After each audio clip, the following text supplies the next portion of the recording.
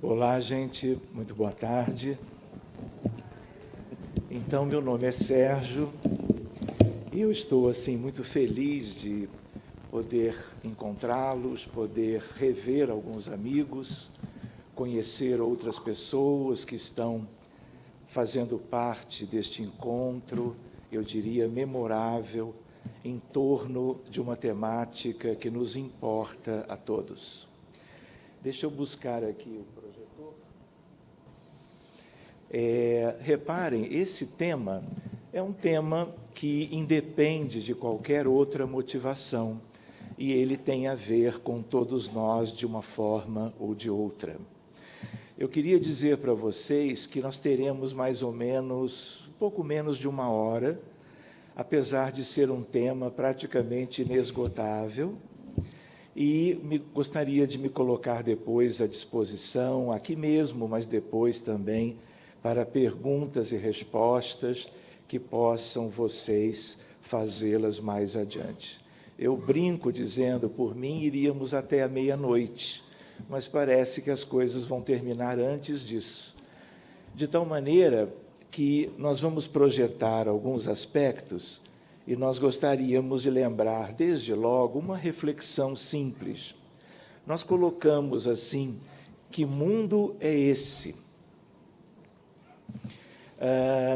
Nós temos ideia de mundo que é a que nós podemos ter em relação ao planeta Terra.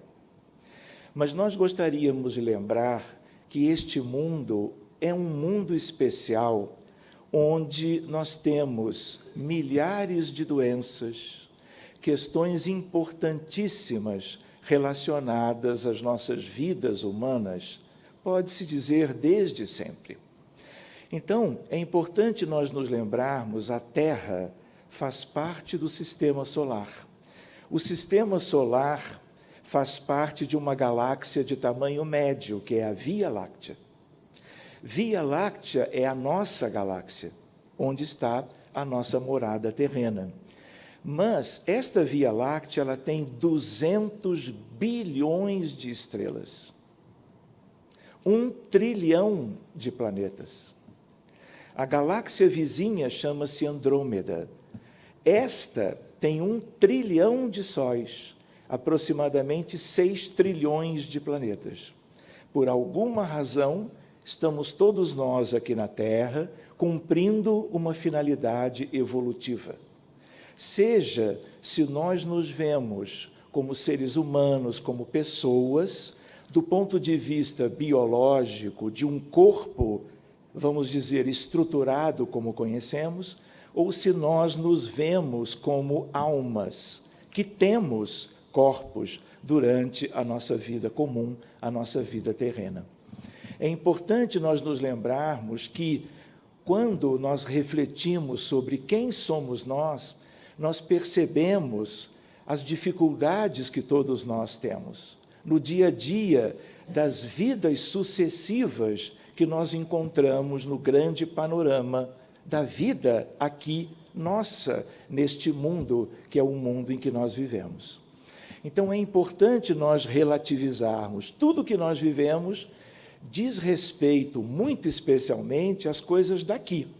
Mas isto não quer dizer que no universo afora tudo seja nos mesmos moldes.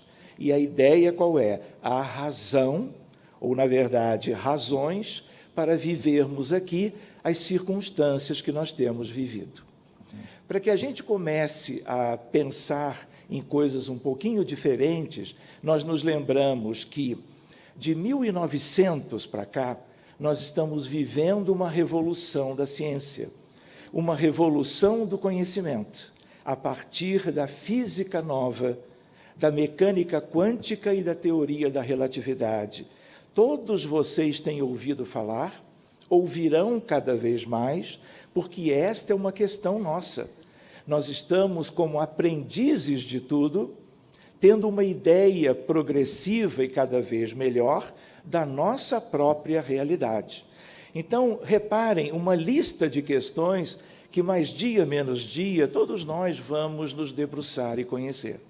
Hoje em dia, em alguns países, nós temos livros para crianças que trabalham estas coisas: curvas espaço-tempo, entrelaçamento quântico, colapso da função de onda da equação de Schrödinger, revolução científica moderna e a outra ideia mais importante, pensamentos e sentimentos na realidade quântica.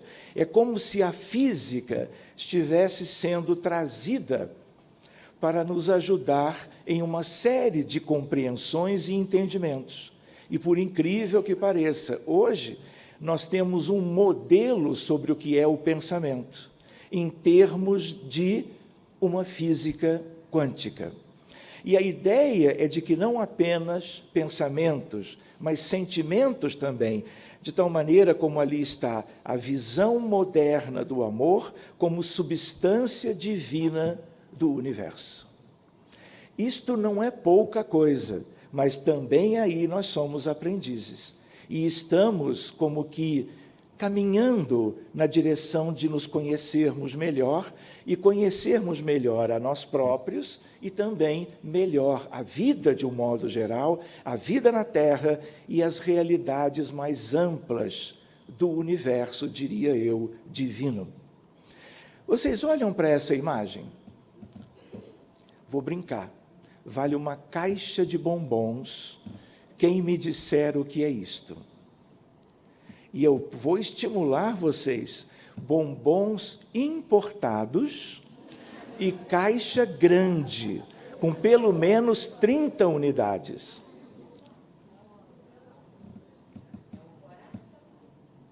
Eu só esqueci de dizer que quem erra é quem traz a caixa. Muito bem, eu já esperava que eu ia ter que fazer esse comentário. Na verdade, essa é uma figura de um modelo computacional que tem a ver com vácuo quântico. O que é isto? É algo de uma outra realidade na nossa vizinhança e que traz para a nossa realidade elementos substanciais. E isso tem a ver com o amor. Isso tem a ver com os sentimentos mais importantes da nossa realidade. Por quê? Porque, como eu lembrava, a física moderna, ela não veio apenas para os computadores e o GPS. Ela veio para nos mostrar a ideia de como o universo funciona. Um dia nós vamos examinar isso um pouquinho mais de perto. Quando nós olhamos para esta figura, vocês reparam, não tem uma lista ali de coisas que são como que virtudes da alma ou virtudes do indivíduo? Não é assim? Nós não temos ali confiança, esperança, perdão, bondade, respeito. Não é verdade que aqui na Terra nós temos vícios e virtudes. O amor está ligado sobejamente às virtudes, de tal maneira que, dependendo do nosso processo educativo e da nossa familiaridade com a construção, vamos dizer assim, do homem de bem, nós vamos nos encaminhando no sentido de adquirirmos cada vez mais as virtudes, desocupando a nossa realidade dos vícios milenares, que, de certa maneira, nós todos ainda trazemos. Leia-se orgulho, egoísmo e vaidade, e os demais que se relacionam a estes três primeiros. Se a gente vai de volta para as questões quânticas, estes aspectos são estados quânticos da consciência ou do cérebro. Ou seja, saltos qualitativos, saltos nós podemos fazer na medida em que nós nos predispomos com toda a consciência possível para que nós possamos nos adiantar do ponto de vista desses aspectos. E o amor é como que a energia, a substância fundamental para que possamos nos diferenciar gradativamente em busca de uma plenitude, em busca de um grau de liberdade e de qualidade de vida mais feliz que nós ainda não alcançamos. A mecânica quântica tem a ver com isto, mas não é o momento para nós aprofundarmos um pouquinho mais, talvez no ano que vem ou num outro encontro qualquer. Outro aspecto para a nossa reflexão é a ideia de que todas as religiões estudam e propõem o desenvolvimento das habilidades emocionais no sentido do amor. Existem as religiões monoteístas, existem as religiões politeístas, e a ideia qual é? Todas elas têm como que uma questão universal e essencial, que é a propositura da reforma do indivíduo no sentido de aquisições que nos tornem pessoas melhores. E a questão central é a questão do amor. Então, quando nós trabalhamos o tema amor, o terapeuta, nós estamos não só trabalhando uma ideia de que, uma vez mais amorosos, nós não adoeceremos tanto como tem acontecido na história humana. Ao mesmo tempo, mais amorosos, nós estaremos, portanto, fazendo a medicina mais preventiva que há. E, ao mesmo tempo, bastando estarmos no mundo, estarmos favorecendo, por uma irradiação natural, aquilo que venha a auxiliar e a promover, vamos dizer, o aperfeiçoamento do indivíduo, nas questões que têm a ver com pensamentos, escolhas, atitudes e a ideia fundamental das vivências que nos levem às questões fundamentais do amor. Quando nós olhamos para a figura, vocês estão pensando, imagina o que vem pela frente agora, não é? Mas a ideia é uma figura que nos toca, porque tem a ver com algo que nós todos almejamos, sonhamos, e tem a ver com aspectos que nós vamos ver. Reparem, isso vem de estudos da medicina. A ideia de que amor romântico e amor maternal são experiências altamente recompensadoras. E outra coisa curiosa, quando eu digo amor maternal, é um tipo de amor que nós vamos estudar um pouquinho, e que tem a ver com os pais também, não apenas pelas mães biológicas ou não. A ideia de que tudo isso se vincula à perpetuação das espécies e, como diz ali, estreitamente ligados à função biológica de importância evolutiva ou evolucionária cruciais, de tal maneira que aquela figura anterior que simboliza uma ideia do romance, a ideia de um encontro, a ideia de algo com que todos nós já sonhamos, já vivemos ou vamos viver ainda nos dias subsequentes, tudo isso tem a ver com algo que se relaciona com o cérebro humano, como nós vamos ver daqui a pouco. Então, a gente lembra, amor romântico é um fenômeno humano universal. Nós poderíamos dizer quase, mas que tende à universalidade. Outra ideia é de que, até algum tempo atrás, essas questões não eram examinadas pela ciência. Nós nos lembramos que, do ponto de vista do conhecimento, nós podemos dividir o conhecimento em ciência, filosofia, religião e arte. Todos esses 4 grandes aspectos têm suas experiências vinculadas ao amor, não é verdade? Mas a ideia de que uma ciência foi se adiantando, que é a psicologia. E hoje nós temos questões lindas que envolvem as neurociências, a psiquiatria, a neurologia e outros detalhes que estão examinando o comportamento cerebral para as questões relacionadas ao amor de um modo geral, especialmente o romântico e o amor maternal, paternal e assim por diante. E de tal maneira que agora isso é interesse da ciência. E hoje nós podemos conversar até prolongadamente sobre a biologia do amor, que se originam, vejam que coisa curiosa, nas partes mais antigas dos cérebros dos seres humanos. De tal maneira que todo mundo lembra, nós temos uma córtex cerebral. Essa córtex cerebral, ela é a parte mais recentemente desenvolvida, mesmo algo de milhões de anos. Mas nós temos lá nas entranhas do cérebro o que nós chamamos de diencéfalo, o que nós chamamos de tronco cerebral. E todas as evidências mostram que os aspectos mais relevantes do amor estão como que na base do funcionamento do cérebro humano. De tal maneira que essas questões mais antigas e mais profundas, elas evoluíram muito antes do que o desenvolvimento das questões cognitivas, das questões intelectuais. Então, a ideia qual é? De que afetividade, amor de um modo geral, tem a ver com a evolução da humanidade até chegarmos onde nós chegamos. Nós nos lembramos ali, sincronicidade comportamental. Isso é da semana passada.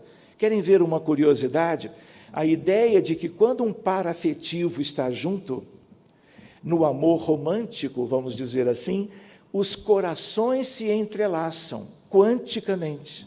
Há uma tendência, uma sintonia que é invisível, é imperceptível, mas agora nós estamos estudando isto.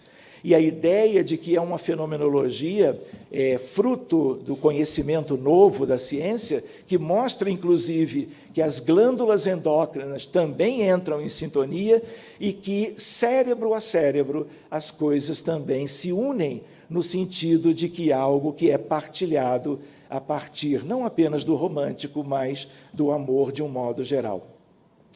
Só para nós termos uma ideia de um exemplo, vocês estão vendo essa caminha? Podem sonhar. A ideia qual é? É um par afetivo, é um casal, e aquela casinha é uma câmara de ressonância nuclear magnética, funcional, que é uma ressonância que não mostra apenas a anatomia do cérebro, mas mostra também o funcionamento e a ativação de áreas cerebrais em função de 1000 possibilidades da vida humana. Só que aqui a figura se relaciona a algo mais diretamente relacionado com o nosso tema. Quando nós olhamos para ali, querem ver uma coisa curiosa? Está em inglês, mas é a neurobiologia do amor. Essas imagens são bem recentes, de ressonância funcional. Quando os pares afetivos estão como que juntos, estabelecendo uma vivência romântica, a córtex cerebral que está ali sendo mostrada, ela vai sendo desativada. E as regiões profundas e antigas no desenvolvimento são exatamente aquelas as mais ativadas. O que significa dizer que quando nós estamos amando, as regiões mais novas da córtex cerebral, elas vão perdendo atividade e as regiões profundas vão ganhando atividade. E isso tem a ver, hoje se sabe, com o amor de um modo geral. Essa outra figura é do mesmo estudo, em que nós vemos o amor maternal em amarelo, o amor romântico em vermelho, e a ideia de que cada tipo de amor tem suas regiões específicas. Algumas delas são simultaneamente ativadas nas duas expressões de amor das mesmas pessoas, mas existem outras regiões exclusivas para um amor em amarelo e outras exclusivas para um outro amor em vermelho. E agora nós estamos conhecendo melhor essas coisas. Eu não vou sugerir que quando vocês estiverem namorando, apaixonados, vocês fiquem se lembrando disso. A ideia qual é? Não percam tempo, não é? Aproveitem uma relação de amor bem saudável, mas isso aqui é apenas porque nós estamos estudando esse tema por agora. Aqui uma mesma ideia, a ideia tanto do amor maternal como amor romântico e as áreas cerebrais que estão perdendo atividade, para que outras áreas ganhem importância no processo das relações afetivas fundamentais. Querem ver? Vejam ali. neurobiologia do amor, aspectos que nós teremos que estudar de agora para o futuro. Fenômeno neurobiológico complexo, simples por um lado, mas que tem a sua complexidade. Confiança, crença, recompensa e prazer. Querem ver? Existem circuitos cerebrais do sistema límbico, que é lá das entranhas do cérebro, que é um conjunto de elementos circuitais, ao mesmo tempo anatômicos, que tem a ver com recompensa e prazer. Tem a ver, inclusive, com adição, com dependência química, de tal maneira que são as mesmas substâncias, são, na verdade, os mesmos elementos que naturalmente estarão sendo mobilizados quando das relações afetivas, sejam elas quais forem, e os melhores exemplos por agora têm a ver com o amor, que é o amor maternal, e também aquele que é, vamos dizer assim, o amor romântico. Gostaria de lembrar que circuitos do sistema límbico nós precisamos estudar, porque nós podemos trabalhar essas questões de vários modos. Querem ver uma curiosidade?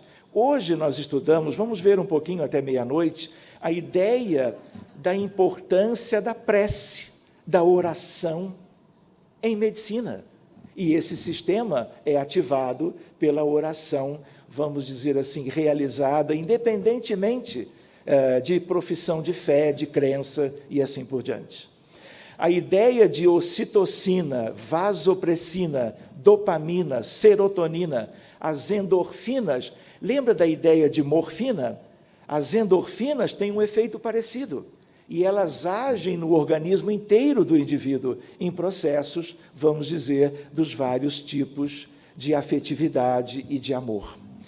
Sistemas regulatórios do óxido nítrico, circuitos de recompensa e prazer, como lembrávamos, estados alterados de consciência. Sabe qual é uma ideia de hoje?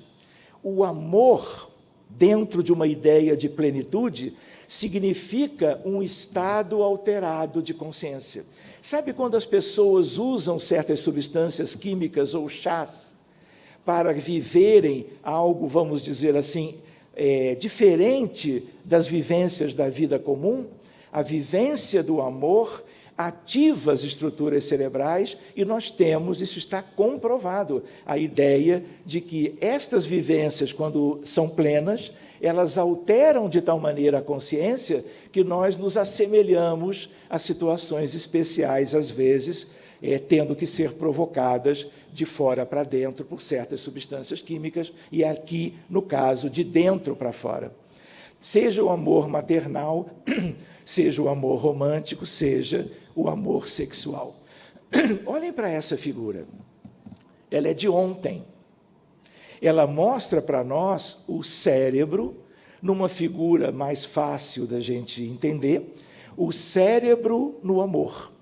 E a ideia das áreas envolvidas são várias, e as substâncias envolvidas, que também são inúmeras, dentro do processo da, vamos dizer, vivência do amor de um modo geral. Especialmente, de novo, o amor maternal e o amor que é chamado o amor romântico. Mas eu perguntaria para vocês, aquilo ali é uma imagem linda de uma rede de neurônios, e uma rede real. E aí eu pergunto para vocês, estamos falando de cérebro, mas será que nós somos cérebros? Nós somos redes de neurônios? Será que nós somos estes corpos? Ou existe algo em nós para além dele? Essa é uma pergunta para nós refletirmos. E aí vem a ideia de alma, que foi algo que nós já ventilamos e vamos ter que voltar a isto depois. Porque, na verdade, nós estamos examinando o quê? Nós estamos examinando uma contrapartida cerebral, mas de algo que talvez nada tenha a ver com o cérebro. E que tem a ver com uma realidade essencial, fundamental, da natureza de cada um de nós. para nós vermos ou examinarmos depois. Vale a pena a gente se lembrar, no mundo todas as pessoas amam, não é verdade? Em toda a história da humanidade, as pessoas amaram, de uma maneira ou de outra. Compõem-se poemas e músicas e contam-se histórias sobre o amor, não é verdade? A fronteira entre a arte e as questões afetivas. Canta-se e dança-se por amor. Vive-se por amor, morre-se por amor, seja qual for o tipo, qual for a sua expressão. Vale a pena nós guardarmos, porque isto é da nossa história e da nossa natureza. Olhem para esta imagem. Temos uma mãe ou um pai. Eu vou dizer, dá no mesmo, num certo sentido, em outro não. Uma coisa é uma coisa, outra coisa é outra coisa. E a ideia de que nós podemos hoje examinar, a partir de ressonância nuclear magnética, vínculos afetivos variados, como aqui a imagem nos sugere, a partir de uma mãe tendo uma criança no colo, e algo que nós vamos nos familiarizando para valorizarmos cada vez mais o sentido do amor que nós queremos que se torne realidade, tanto do ponto de vista individual, como do ponto de vista do grande coletivo, da natureza humana, da humanidade aqui na Terra. Vejam só, isso é outro estudo recente, Texas Children's Hospital. Qual é a ideia? Um pesquisador americano compara duas crianças diferentes. Uma viveu sem amor da parte dos pais, aquela com a cabeça pequena, enquanto que a outra, ainda no período antes de se desvencilhar das fraldas, tanto um caso como o outro, a ideia de uma que recebeu as atenções, os cuidados e o amor dos pais, especialmente.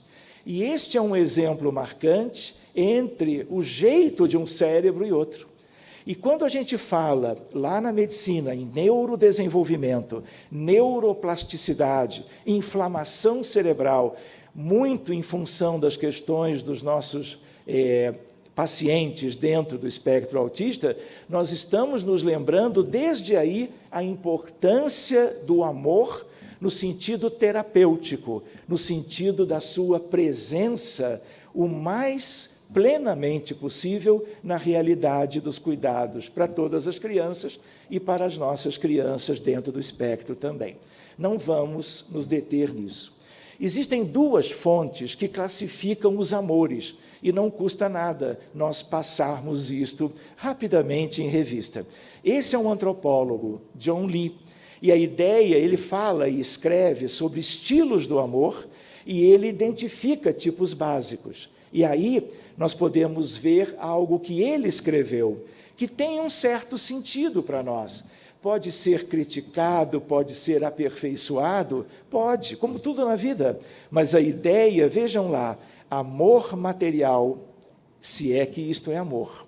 Amor lúdico, amor generoso, amor fraternal, amor sexual, amor familiar e amor incondicional.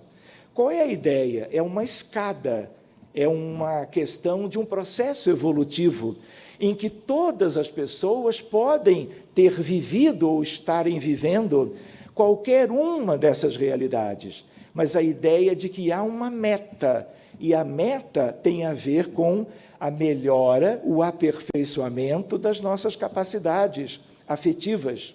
E isto vem de algo que é educacional, porque se nós nunca ventilássemos isto, nós talvez não pudéssemos ter como que uma predisposição a mudanças pessoais no sentido do nosso aperfeiçoamento gradativo.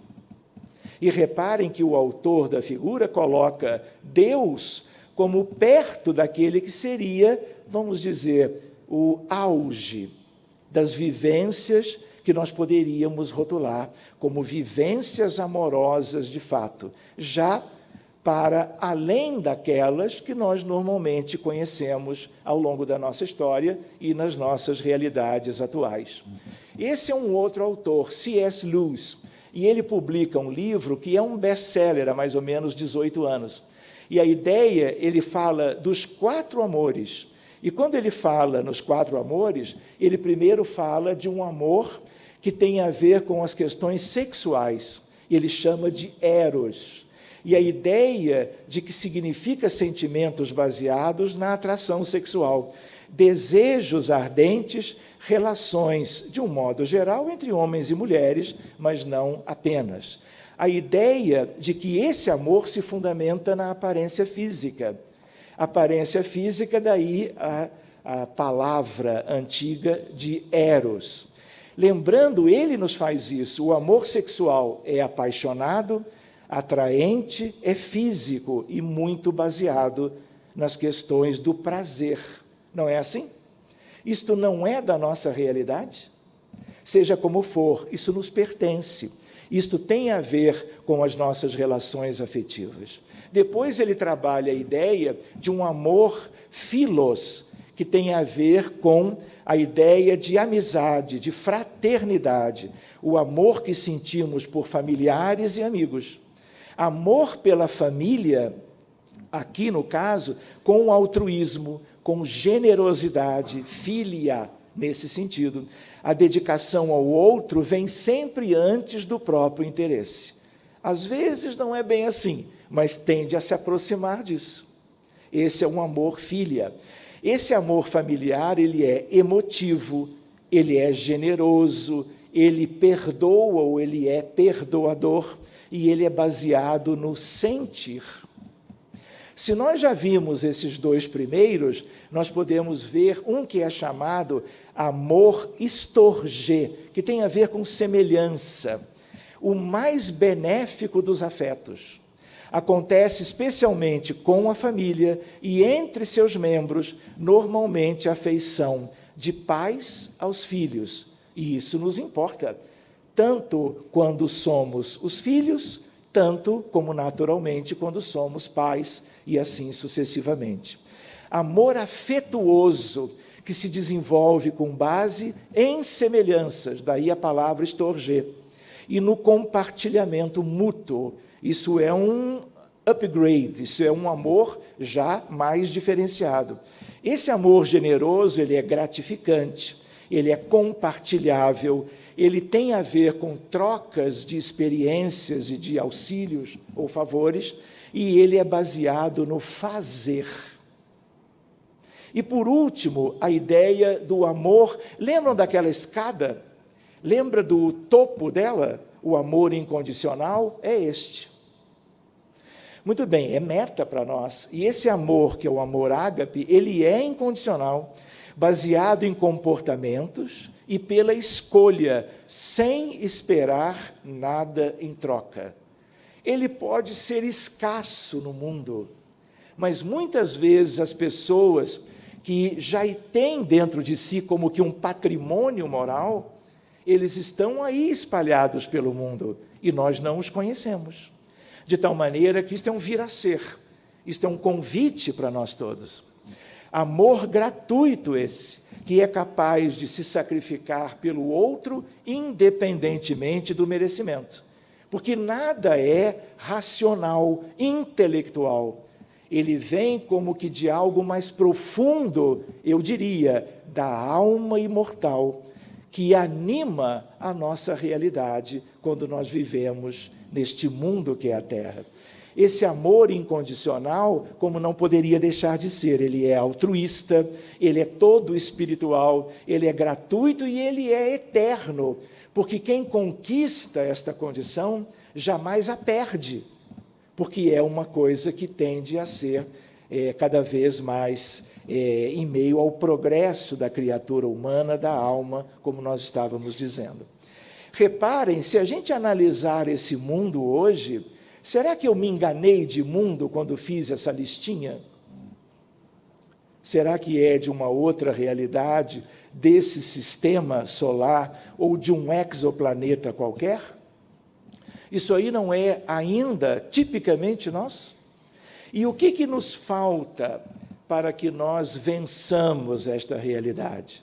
Isso não tem a ver com mudanças de atitudes, com substituições de vícios, e por algo que seja definitivo, dentro de uma perspectiva de conquistas espirituais, de conquistas no plano dos sentimentos e dos pensamentos, de tal maneira que um dia, seja ao tempo que for, isso tudo desaparecerá deste mundo. E a ideia qual é? Pode levar milênios incontáveis, mas existe algo na vida universal que é o progresso. E se hoje nós ainda temos tantas deficiências, também no campo afetivo, mais dia menos dia, mais século, mais milênio menos milênio, nós estaremos nos desvencilhando disso, a partir de uma substituição natural por vivências de outra natureza. De tal maneira, vocês lembram aquela figurinha? Ela voltou, porque isso é vácuo quântico. Isso é algo como se viesse, como que do universo, para estar à nossa disposição. E nós colocamos assim: amor é substância criadora e mantenedora do universo, constituído por essência divina. Todos nós temos isso dentro de nós, latentes, e todos nós podemos fazer com que isto seja cada vez algo, vamos dizer, pleno, ou mais ou menos pleno na nossa natureza do dia a dia. É um tesouro, não é verdade? Estamos falando do amor, virtude essencial, que quanto mais se divide, mais se multiplica e se enriquece à medida em que se reparte. A única referência sobre algo que tenha esse comportamento chama-se amor. A gente lembra como virtude essencial, algo que é para nos animarmos em relação a essas perspectivas, inato no ser humano, porque procedente de um excelso amor, como sendo o criador de tudo e de todos. Pode ser considerado como razão da vida, na qual se desenvolvem as aptidões elevadas do espírito, assinalado para a vitória sobre as dificuldades cotidianas que nós ainda apresentamos no dia a dia. Amor, eu diria, imbatível amor, incomparável amor, porque sempre triunfa sobre todas as vicissitudes. Ele é como um campeão.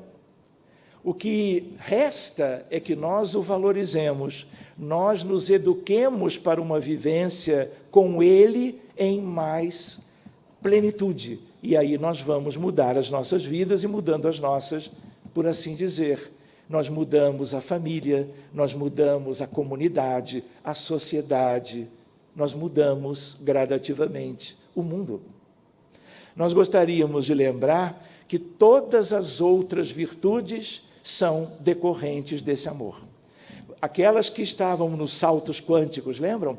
Paciência, resignação, tolerância.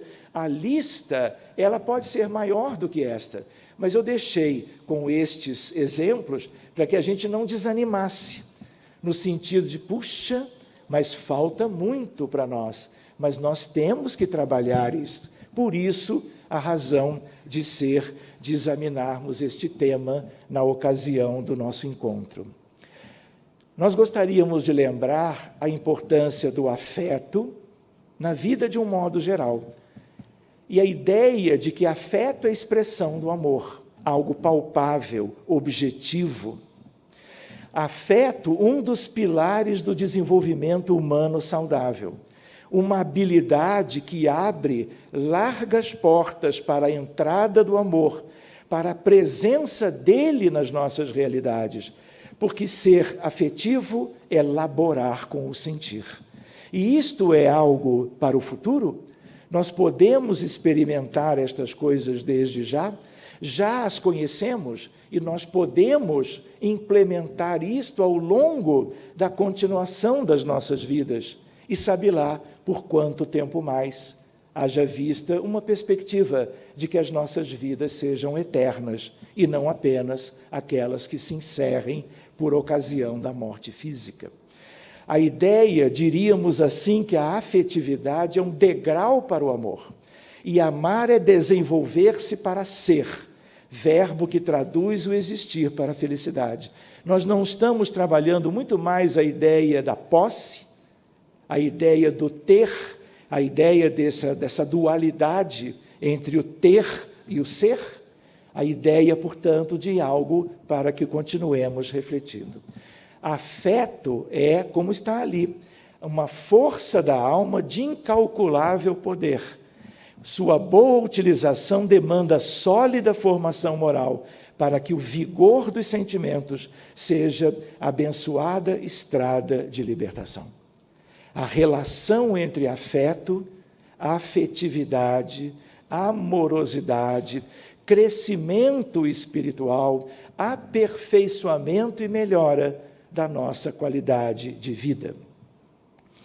Existe uma terapêutica e ela depende do amor exercitado. Essa terapêutica do amor é a melhor e mais profilática medicação.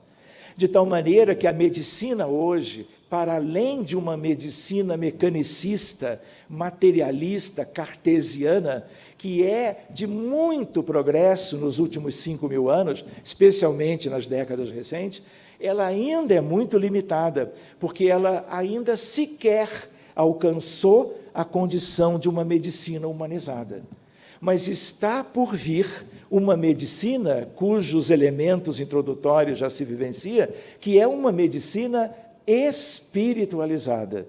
Uma medicina em que nós trabalhamos as questões do corpo, mas nós não estamos tratando doenças, nós estamos cuidando de pessoas, nós estamos fazendo uma medicina para além dela humanizada, uma medicina que leve em conta tudo que nós já conhecemos sobre a realidade do indivíduo, do ser humano, que está como que à nossa frente, numa atividade no consultório, uma atividade no ambulatório, por exemplo, num posto de medicina de saúde de família e comunidade, ou num hospital, vamos dizer, de cuidados terciários ou quaternários.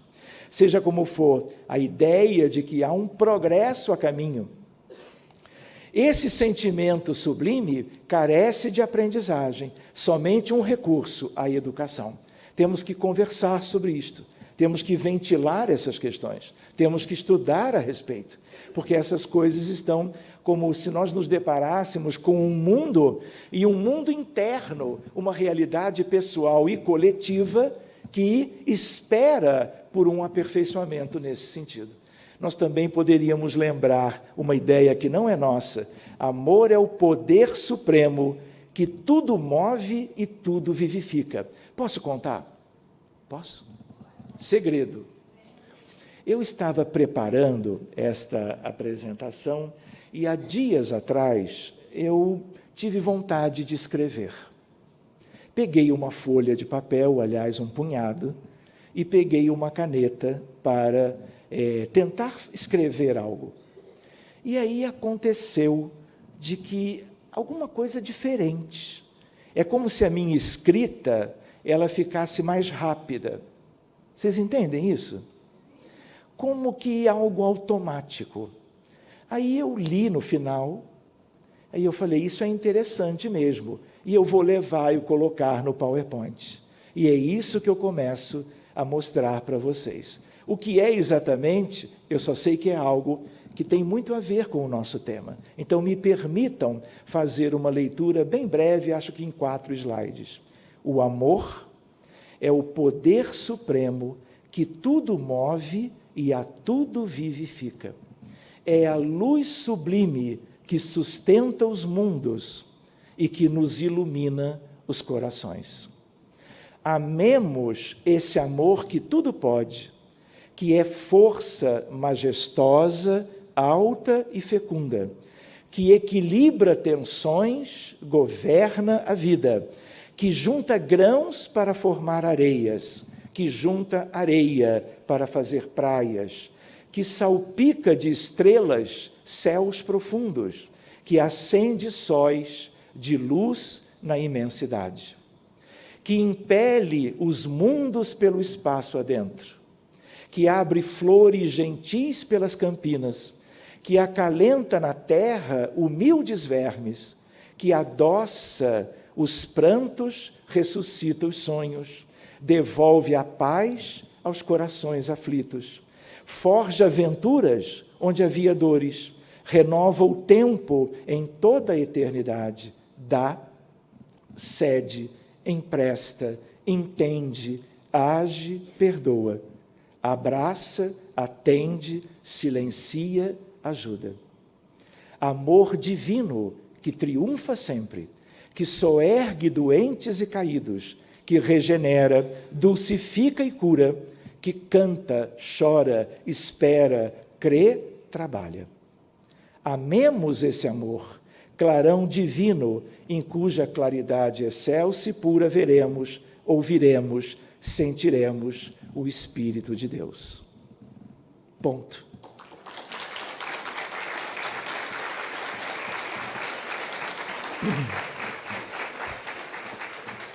Que bom que vocês gostaram, eu também gostei. Fui o primeiro a gostar, porque fui o primeiro a ler, não é? Me vi obrigado a fazer a leitura, e eu disse assim, o que será isto? Mas era como se fosse algo que eu quisesse pensar e sentir e dividir com vocês a respeito do nosso tema, que é sobre o amor. Queria também lembrar, nesse momento, temos aí mais 2 horas para falar, a ideia de que esse material é de vocês.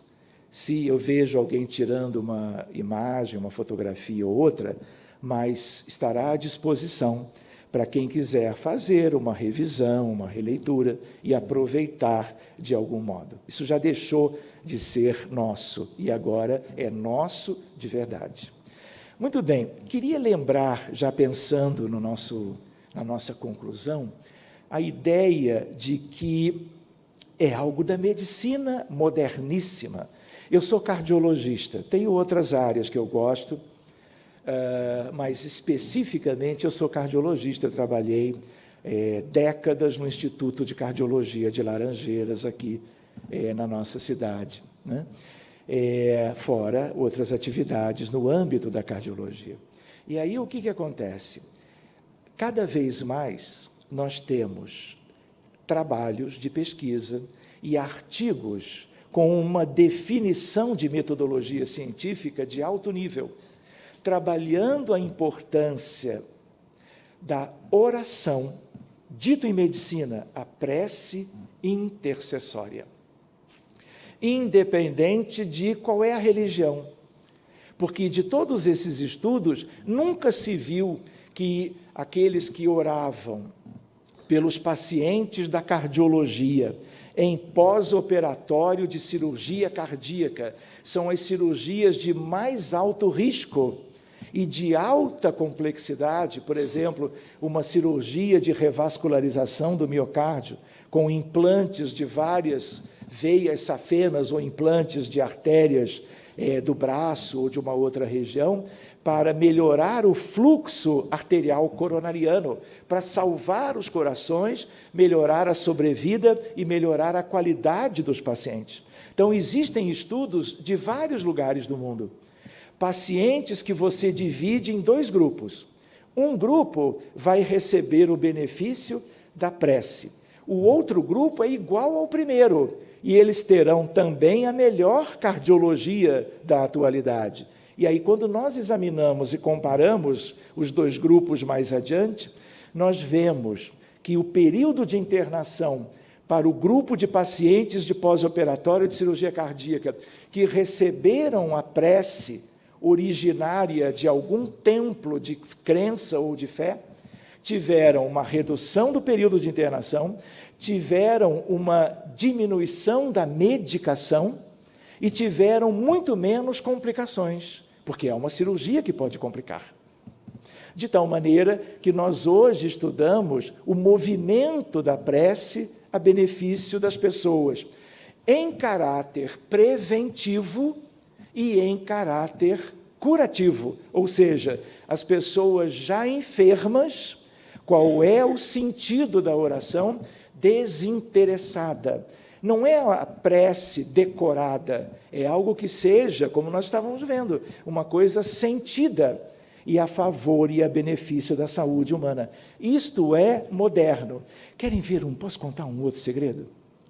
Pode mesmo?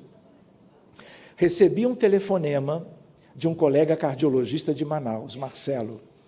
Isso foi em 2018. Sérgio, estamos querendo te convidar para você fazer a apresentação que vai dar origem, abertura, ao Congresso de Cardiologia da região amazônica, em Manaus. E aí eu procurei ver a data, vi que naquela data eu tinha como viajar, e aí eu perguntei, Marcelo, já imaginando que ele ia perguntar ou pedir que eu falasse sobre insuficiência cardíaca, arritmias cardíacas, pós-operatório de grandes cirurgias e assim por diante. Eu pergunto, Marcelo, qual é então o tema que você quer que a gente apresente? Sabe qual foi o tema? Posso contar? Espiritualidade e doença cardiovascular. Hoje, todos os congressos regionais de cardiologia têm as suas salas cheias de colegas, porque o tema é espiritualidade e cardiologia e doença cardiovascular. São as salas mais repletas de qualquer congresso brasileiro de cardiologia, para que a gente sinta que há uma mudança no ar, no sentido positivo. Entenderam a ideia? Aí eu disse, Marcelo, quanto tempo eu tenho para falar? Agradeci o convite, fiquei surpreso, e eu perguntei assim, Marcelo, quanto tempo? Aí ele falou, 20 minutos. Não vou. Como é que eu vou sair do Rio de Janeiro, pegar um avião, 4h30, se for direto, para Manaus, para falar 20 minutos? Marcelo, escolha outro, eu tenho vários nomes para te indicar. Aí ele morreu de rir. E aí eu disse para ele, olha, veja aí. Ah, então tá, espera um pouco. Desligou o telefone e me ligou no dia seguinte. Olha, conversei com todos os colegas da comissão e resolvemos, você vai ter, ao contrário de todos os outros, 1 hora para falar. Eu falei, pronto, está resolvido, fui, fiz o que eu tinha que fazer e foi um encontro bem bacana. E a gente tem hoje publicações de alto nível nessa fronteira, como temos uma fronteira maravilhosa entre espiritualidade e psiquiatria. Isso pode ser o tema, por exemplo, do próximo encontro. Então, a gente diz assim, orar por alguém é dizer, eu te amo escondido. É um amor sem ser visto, sem plateias ou aplausos, especialmente se a prece é silenciosa. E ali, orar é fortalecer o outro, abraçá-lo invisivelmente, de tal maneira que esta é como que algo do amor, posto em movimento a bem da comunidade. Não é apenas para doentes ou pessoas com um transtorno qualquer, dentro de casa e como que no sentido da nossa família consanguínea. Estamos nos referindo a algo que pode ser mais amplo. Vocês estão vendo esse slide? Eu tomei a liberdade. Há 2 anos atrás, nós tivemos uma outra intuição, no sentido de criarmos um grupo, éramos meia dúzia de pessoas, que pudéssemos formar um grupo no Facebook fechado, não é para fazer alarde, é um grupo de pessoas que nós vamos escolhendo, né? E aí, todos os domingos, às 18 horas, como amanhã, às 18 horas, eu ou uma dirigente de um grupo em Portugal, ou um outro que é italiano, mas fala muito bem português, na cidade de Padova ou Pádua, na Itália, nós fazemos uma prece coletiva. Com que objetivo? Tentar como que levar subsídios em irradiações. Lembram daquela substância? Lembram do vácuo quântico, daquela coisa brotando? A prece faz brotar tudo isto. E nós podemos direcionar isto a bem das pessoas, a bem daqueles que vivem a miséria, as epidemias, aqueles que são órfãos das questões ligadas às guerras que nós temos todos os dias em vários países do mundo. A ideia qual é? Guardem essa figura e o convite está feito. Quem tiver vontade, é só entrar no Facebook e colocar prece pela humanidade. Se encontrar essa figura, é só solicitar a entrada. E eu, como administrador, vou trazendo para dentro. Nós começamos há 2 anos, éramos 6, 8 pessoas. E agora somos 800 e poucas, de 14 países. Qual é a ideia? Estarmos gradativamente, por amor, lembrando que a prece é gesto que nós podemos ligar a essa expressão do nosso vocabulário, ampliando, é como uma usina. Se eu tenho mais elementos vinculados aos mesmos aspectos, o poder desta usina, ele vai crescendo. Fica o convite para todos vocês. Muito bem, eu queria apresentar a minha família. E eu tenho muitos filhos, como vocês podem ver. Estão aí Joana, Estevão, Francisco, Ana, Luísa, Vicente, o menorzinho que está no colo, Bruna e Viviane. São muitos, mas são todos meus. E muito caros ao meu coração. E eu queria dividir isto com vocês, porque isso tem a ver com o nosso tema. Uma vez eu sentei de novo para escrever, mas não foi longo, foi um versinho, uma coisa pequena. Vejam isto, vejam se faz sentido para nós. Dia chega em que só a mente existe, na plenitude da vida, gloriosa de sabedoria e de amor, na comunhão divina. Então, o verme humilde, que se transformara com o tempo em homem-problema, será, no império do universo, um príncipe